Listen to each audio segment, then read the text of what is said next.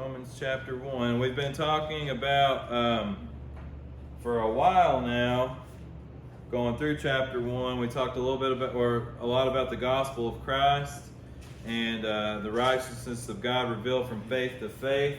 Now we're going to talk about, and kind of recap from last week, about the charges that God, that's leveled at man. Why man's guilty, okay? And so this, and this is really important because you hear a lot of arguments against certain things, like, God's not fair if that's the case. Have you ever heard that before? Well, how can he be fair if these people, and all this stuff? Well, Romans 1 explains why he's just and fair and, and maintains all of that. Because whose fault is it that man's in a mess? Man's fault. It's not God's fault, right? So anyways, so we're gonna pick up reading in. We'll start back with verse 16, just to kind of get the context. So Romans 1 verse 16. Right, it says, "For I am not ashamed of the gospel of Christ, for it is the power of God unto salvation to everyone that believeth, to the Jew first and also to the Greek. For therein is the righteousness of God revealed from faith to faith, as it is written, the just shall live by faith." You see that? The just shall live by faith. It's by faith only. It says, "For the wrath of God is revealed from heaven against all ungodliness and unrighteousness of men, who hold the truth in unrighteousness, because that which may be known of God is manifest in them, for God hath showed it unto them." And we'll stop right there for just a sec. So, once again, we're going to look at this as like a courtroom setting. It's the best way to look at it, okay? Best way to look at it. And last week we called it the arraignment. So you got man on the stand. Everybody knows what an arraignment is, right? And so man's on the stand, Paul's the prosecutor, God's the judge, and the charges are being laid out. And how many charges does it take for somebody to be guilty? One charge. Well, we have multiple charges, okay? And so that's what chapter 1, verse 19, all the way to chapter 3, verse 19, is the charges leveled at man and why man's guilty, okay? So charge number 1. Again, we'll go over them. Charge number 1, man willfully rejects God. That's charge number 1. That's what we're going to talk about again tonight. Man willfully rejects God. Charge number 2 is man's attempt to be righteous. And that's going to predominantly focus on the first part of Romans chapter 2. Man's attempt to be righteous. Charge number 3, ignorance of the law. And we're going to learn that some were not given the law, but they do the things that are in the law. What's that called? Say that again. There's some that wasn't given the law, but they still do the things that are in the law. What's that called? Our conscience, right? That's a testimony, okay? So, ignorance of the law, number 3. Number 4 is hypocrisy. We're going to see, it says, you teach, you don't steal, yet thou dost steal, right? Hypocritical, hypocrisy. Charge number 5, starting with chapter 3, is the accusation that God is complicit with man's sin. The accusation that God is complicit with man's sin. And that is like a last-ditch argument, ain't it? And then the last charge number 6, is just basically man's inability. You're just inability, okay? So, tonight we're going to talk about charge number 1, okay? Charge number 1. So, once again, verse 18 says, "For the wrath of God is revealed from heaven," okay? against all ungodliness and unrighteousness of men. So the wrath of God is revealed from heaven, and he characterizes man as ungodliness, with ungodliness and unrighteousness. Okay, and then he says, "Who hold the truth in unrighteousness." Hold the truth. Now, this hold here, it means to hold back or suppress. Okay, hold the truth.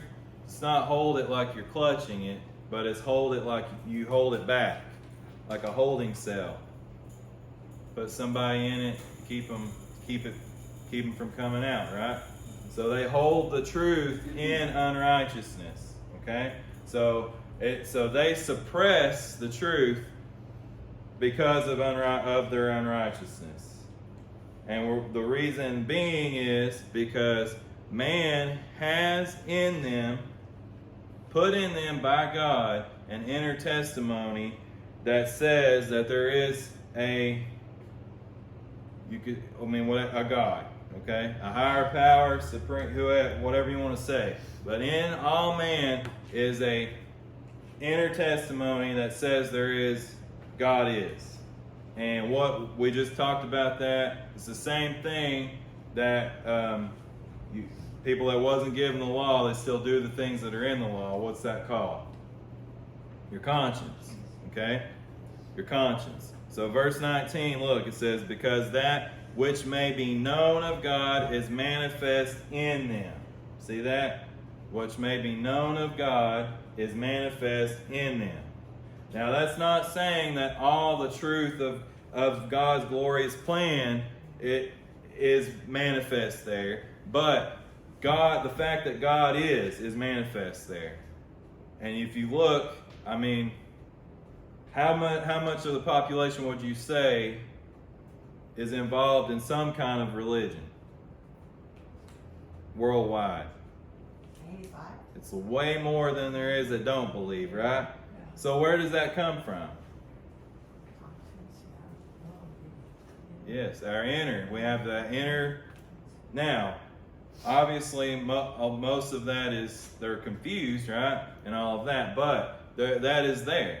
And so it's that inner testimony. It's hardwired into man to know that there is a God. Okay? And to know that things out and about do not just come out of nothingness.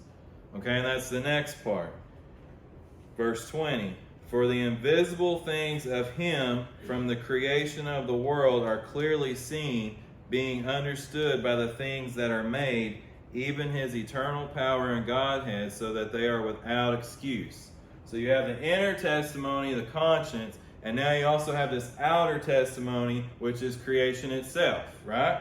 So you walk out and look outside, or look around you, look at us, and that should tell you, hey, you were designed and everything's in order and it was created for a purpose, right?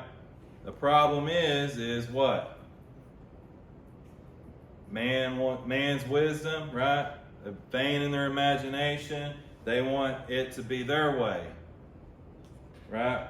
So now we've got to explain away. We have to hold the truth in unrighteousness, hold it back, suppress it. So now we got to explain another way of how things came to be, right? And that's the first charge.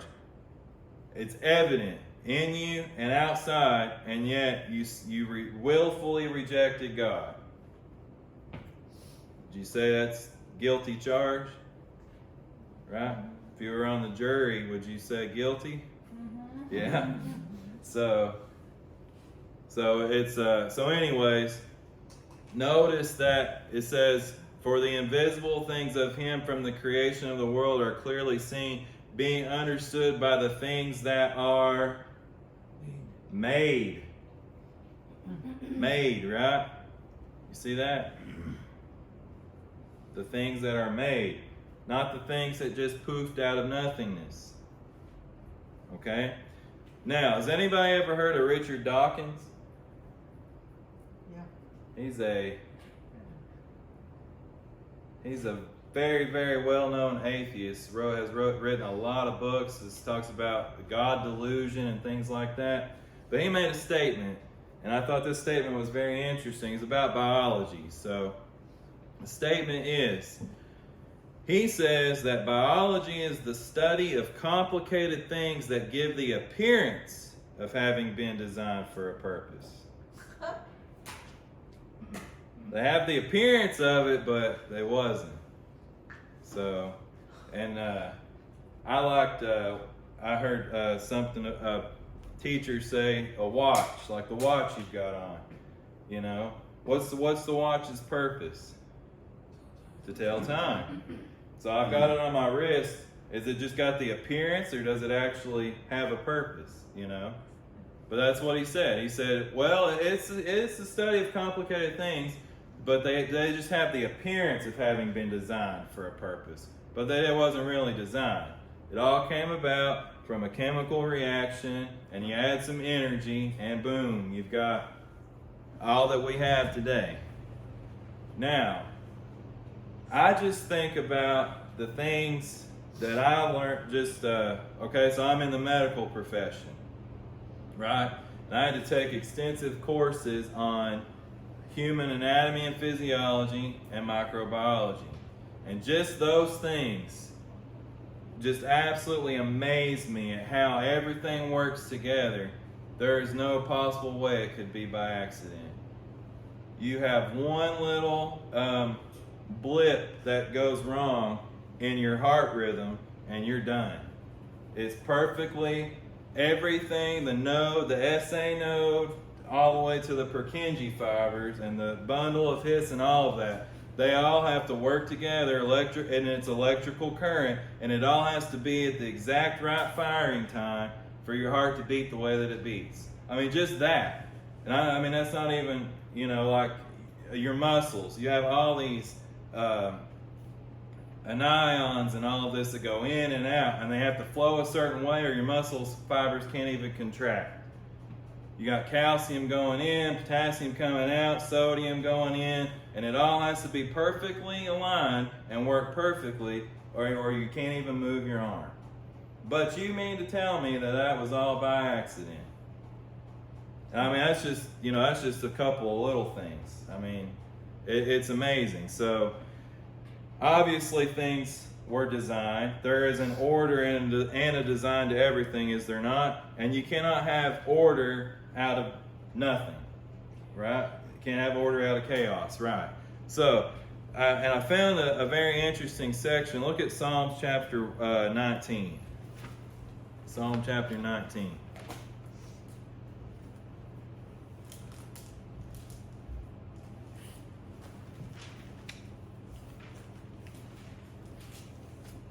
Psalm 19, verse 1.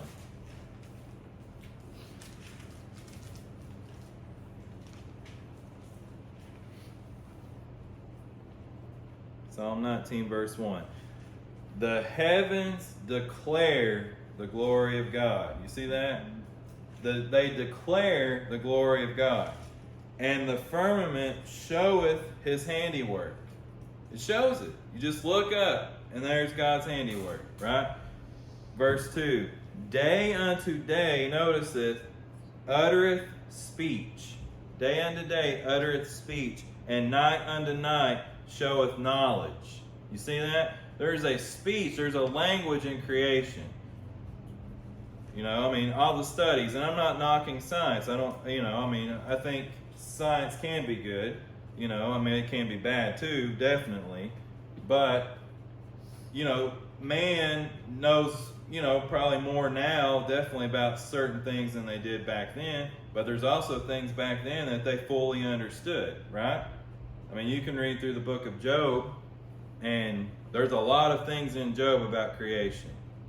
A lot of things. So, but just notice there's a language of speech that is in creation. Just think.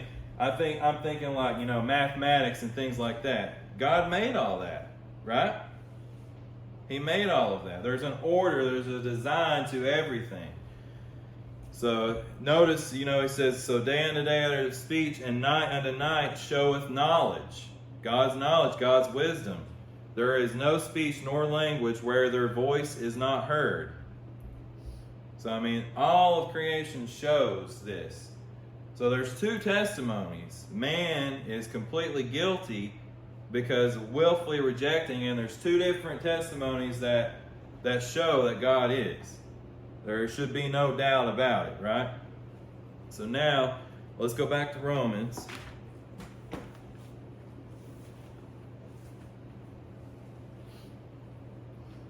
So part of this, so the conscience and creation. So now look at verse 21. It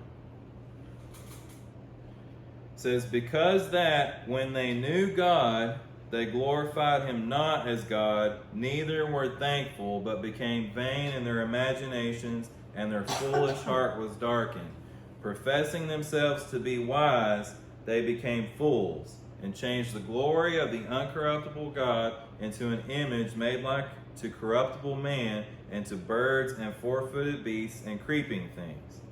All right, so now we have the fact that, man's without excuse. They suppress the truth by denying the creation and by rejecting their conscience, what's hardwired into them. Just cover it up with lies, falsehood. And eventually what happens? They can suppress it, right? Eventually it's hardened. And so then, notice it says, so when they knew God, they glorified him not as God, neither were thankful. So just to kind of show a couple of things, let's go back here to Genesis chapter 10 real quick. Genesis chapter 10. So this is going to be part of that, how man became vain in their imaginations and professed themselves to be wise, and they changed the glory of the uncorruptible God. So Genesis chapter 10.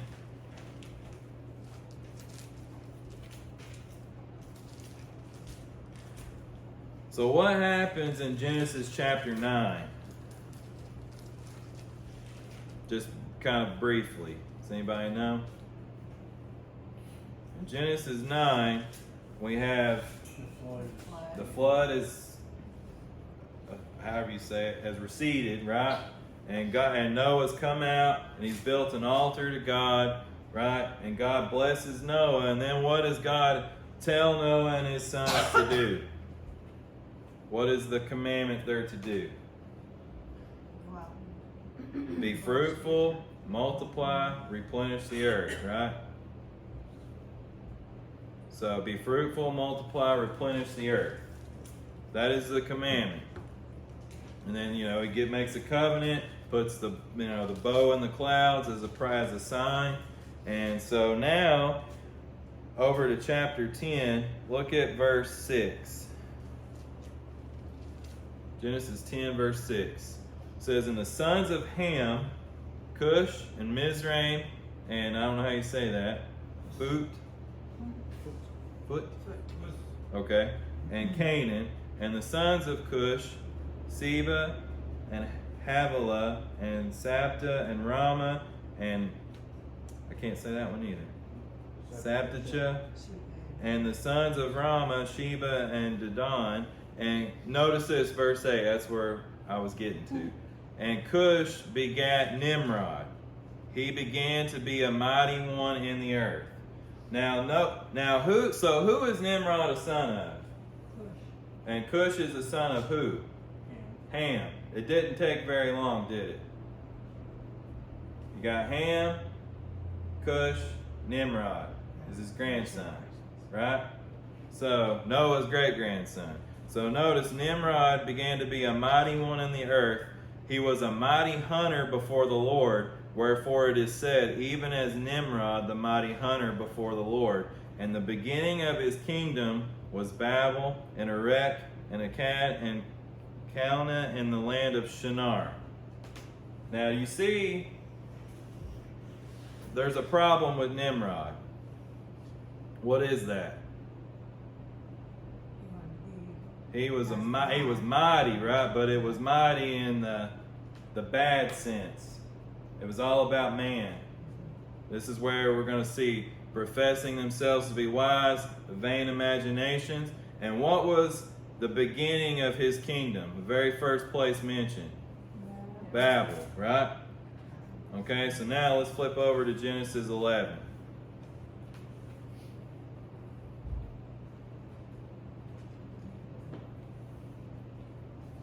Now I know everybody's heard the Tower of Babel, right? I know everybody has. But it's interesting because a lot of times I think people think that it's just a story, oh, that's how the languages came. But there's a lot to this account, a lot. Okay, so the Tower of Babel. Look at chapter 11, verse 1. It says, "And the whole earth was of one language and of one speech. And it came to pass, as they journeyed from the east, that they found a plain in the land of Shinar, and they dwelt there. And they said one to another, Go to, let us make brick and burn them thoroughly. And they had brick for stone, and slime had they for mortar. And they said, Go to, let us build us a city and a tower whose top may reach unto heaven. And let us make us a name, lest we be scattered abroad upon the face of the whole earth." What was man supposed to do after the flood? Replenish the earth. Right here you have a direct rebellion against God's commandment. He said, what do they say? Lest we be scattered abroad. So they're like, we'll build this city, build this tower to heaven, lest we be scattered abroad. Now, notice not only that, but they say, and let us make us a name. Right? You see that? No regard for God. Let us make us a name. We're going to see a verse where they worship the creature more than the creator. Man, right? Ourselves. We build ourselves up. Now this tower, what's a tower signify and show? It's a religion. It was, I would say, probably really the first religion. Man-made, right? Build a tower to heaven, whose top may reach unto heaven, and let us make us a name, lest we be scattered abroad upon the face of the whole earth. And the Lord came down to see the city and the tower which the children of men builded. And the Lord said, Behold, the people is one, and they have all one language, and this they begin to do, and now nothing will be restrained from them which they have imagined to do. Go to, let us go down, and there confound their language, that they may not understand one another's speech. So the Lord scattered them abroad from thence upon the face of all the earth, and they left off to build the city. Therefore is the name of it called Babel, because the Lord did there confound the language of all the earth, and from thence did the Lord scatter them abroad upon the face of all the earth.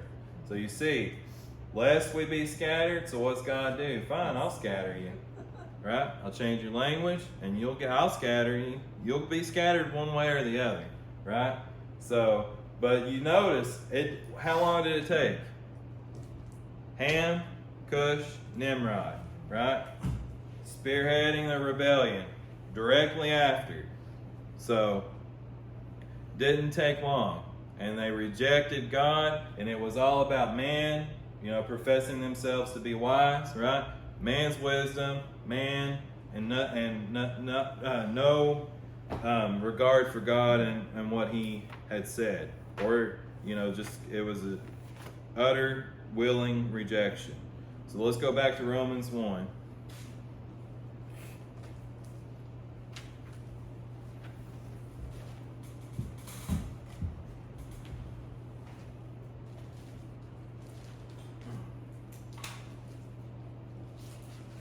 All right, so there's the charge. They knew God, they glorified Him not as God, neither were thankful, but became vain, right? Professing themselves to be wise, they became fools and changed the glory of the uncorruptible God into an image made like to corruptible man and to birds and four-footed beasts and creeping things. They worshiped the creature more than the Creator. It's verse 25. So now we're going to see here that there's going to be three different issues or parts that arise where God gives man up. Okay? Three different areas. So, man is made up of what? According to 1 Thessalonians. Paul says, sanctify you wholly. Spirit, soul, body, right? Three. Spirit, soul, body make up a man, right? So we'll read the verse. Let's go to 1 Thessalonians chapter 5. 1 Thessalonians chapter 5. Verse 23.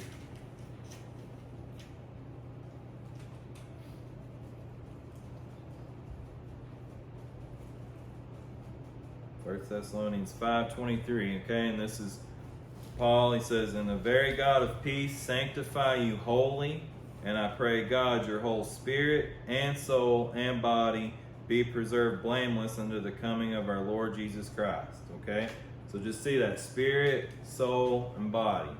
Now it's important, especially when we get to Romans chapter 6. Okay, but I just want to point out it's interesting. Verse 24 says, wherefore, in Romans chapter 1, verse 24, sorry.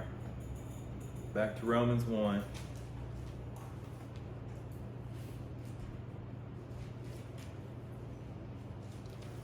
Romans 1:24 says, wherefore God also gave them up to uncleanness through the lusts of their own hearts to dishonor their own bodies between themselves. Okay?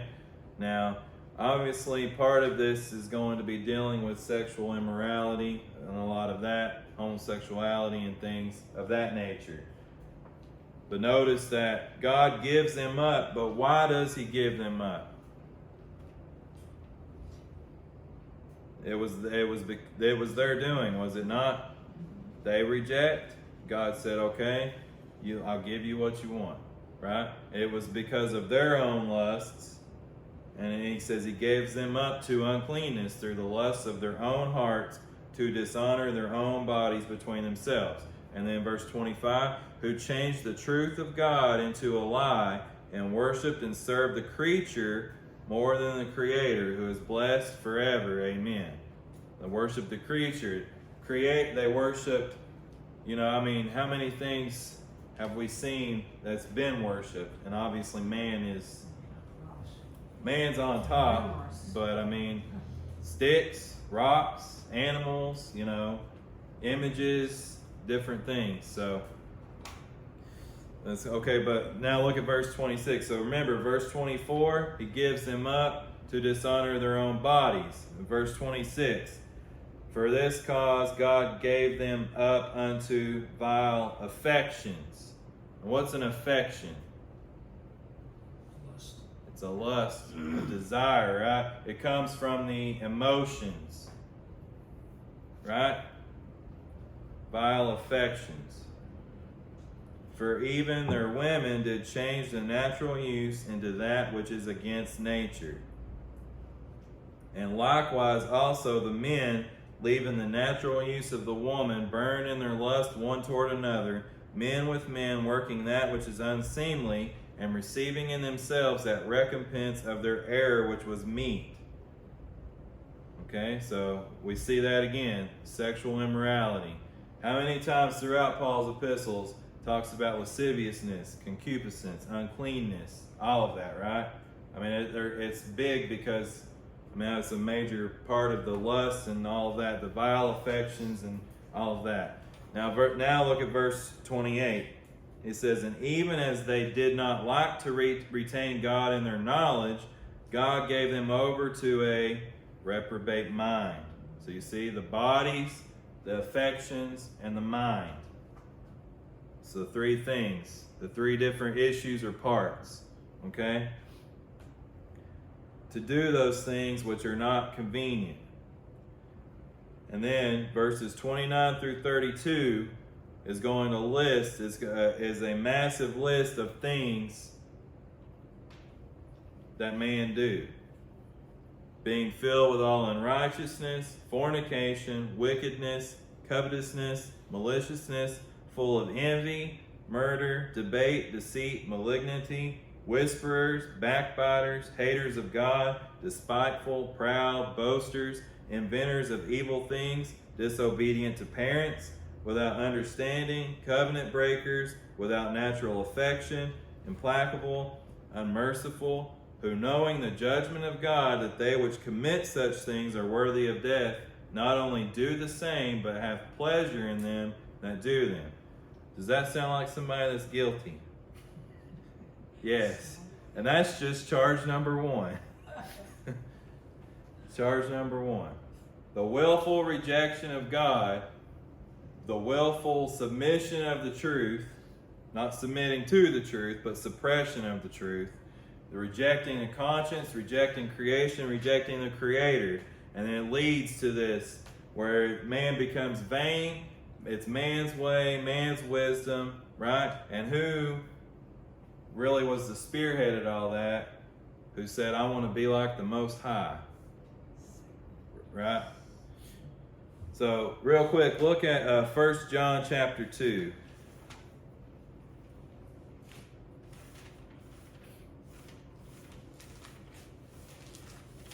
1 John chapter 2. It's kind of the 3 things: it's spirit, soul, body, and then we talked about the body, dishonor their bodies, the vile affections, and the reprobate mind.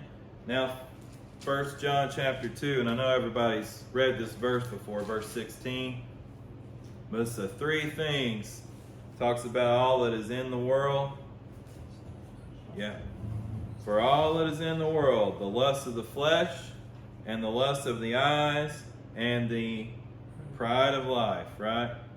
Is not of the Father, but is of the world. The lust of the flesh, the lust of the eyes, and the pride of life. Now, let's go back to Genesis chapter 3. The lie.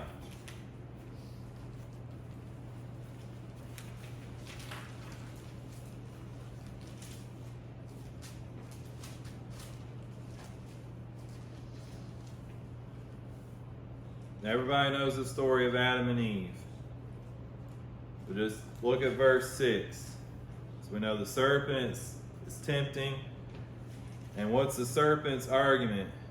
He says, what will they be if they eat the fruit? They'll be like what? All-knowing. Yes, they'll be all-knowing. Their eyes will be open and they'll be as gods, right? I'm your friend. I'm helping you. You're not going to die. You see that? So what? Now it's interesting, verse 6. So it says, and when the woman saw that the tree was good for food, and that it was pleasant to the eyes, and a tree to be desired to make one wise. You see that? 3 things. The lust of the flesh. The tree was good for food. I've got to eat, right? That it was pleasant to the eyes. It was good to look at. The lust of the eyes. And what else? Desire to make one wise. I want to know what God knows. It's interesting, ain't it?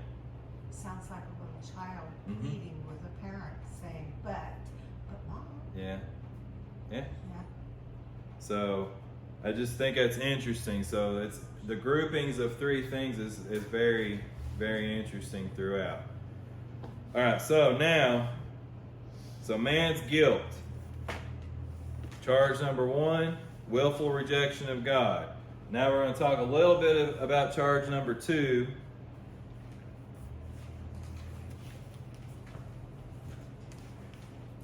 Which is the man's attempt to be righteous. But just kind of do a little intro. And so when we start out with chapter 2, we're going to see that there's going to be some statements made about judgment, God's judgment. And that's how we're going to conclude tonight. So, God's judgment, there's 6 things. Okay? God's judgment is based on truth. And that's verse number 2. says, but we are sure that the judgment of God is according to truth against them which commit such things. Now notice he starts verse 1 out, therefore thou art what? Inexcusable. Inexcusable. You have no excuse. Okay? But so the judgment is based on truth. Okay? Number 2, it is inescapable. Verse number 3. It says, and thinkest thou this, O man, that judgest them which do such things, and doest the same, that thou shalt escape the judgment of God?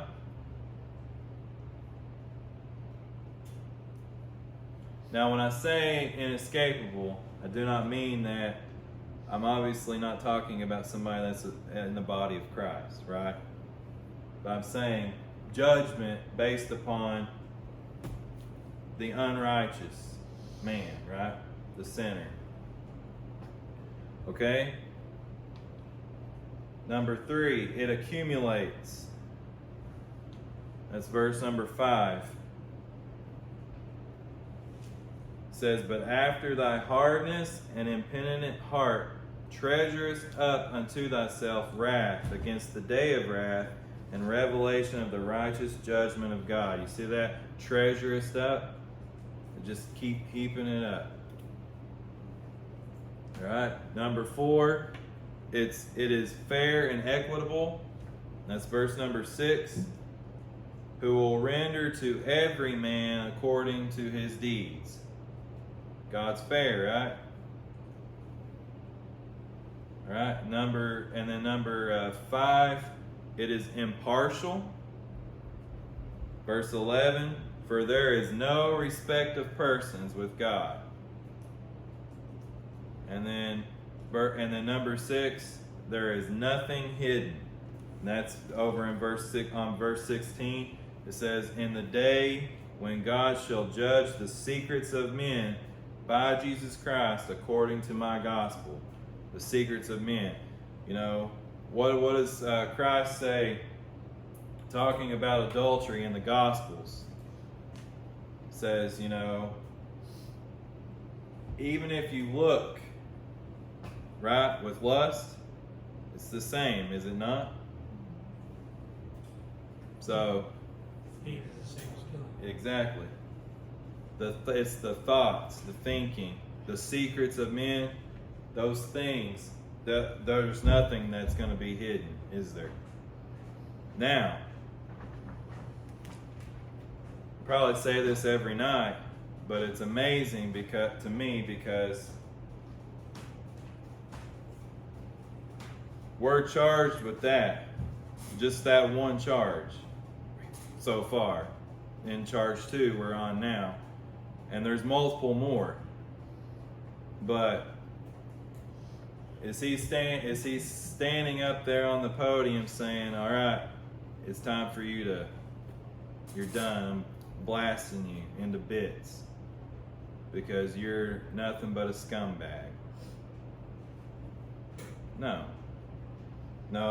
And in all reality, you just picture this: Christ coming and walking up and saying, hey, I know this guy, I know he's guilty of this, just this one, and we've got to hear all the others, but I know he's guilty of this one, but guess what? I'm going to take his place. So whatever you charge him with, I'll pay for it. That's what's amazing. That's what's amazing. And we'll get, we're going to definitely get into that in Romans 3. I love Romans chapter 3. But real quick, and I'm going to close, go over to Romans chapter 3 and look at verse 19. And this is why.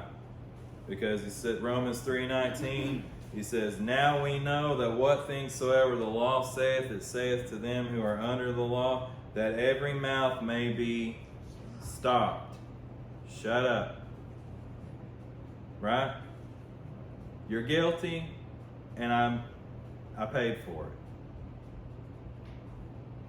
And then we're going to go further. It's talking about being justified freely.